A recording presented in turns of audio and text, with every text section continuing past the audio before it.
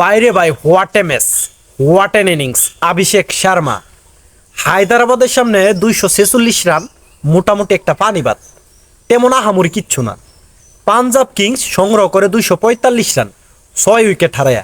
246 রানের টার্গেট হায়দ্রাবাদের সামনে। এই 246 রান কিন্তু তাদের জন্য সেফ ছিল না, পাঞ্জাব কিংসের জন্য।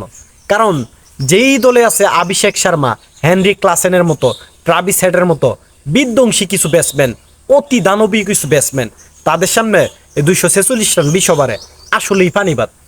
Abhishek Sharma what a batsman, মানে কি দানবীয় ব্যাটসম্যান, অতি দানবীয় ব্যাটিং। ব্যাটিংয়ের যে উত্তাল, ব্যাটিংয়ের যে তাণ্ডব লীলা, ব্যাটিংয়ের যে কারিশমা, অভিষেক শর্মা মাত্র 55 বলে 141 রানের একটা বিশাল স্কোর, একটা হাই স্কোর, মানে অস্থির একটা ইনিংস, 4 ছক্কার ফুল জুরি।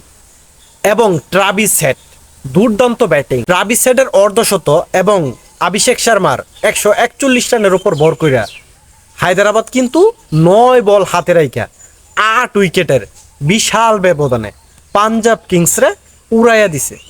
246 রানের টার্গেটে 9 বল হাতে রেখে ম্যাচ জিতছে। এইটাই হায়দ্রাবাদ। হায়দ্রাবাদ মানেই কিন্তু একটা ব্র্যান্ড।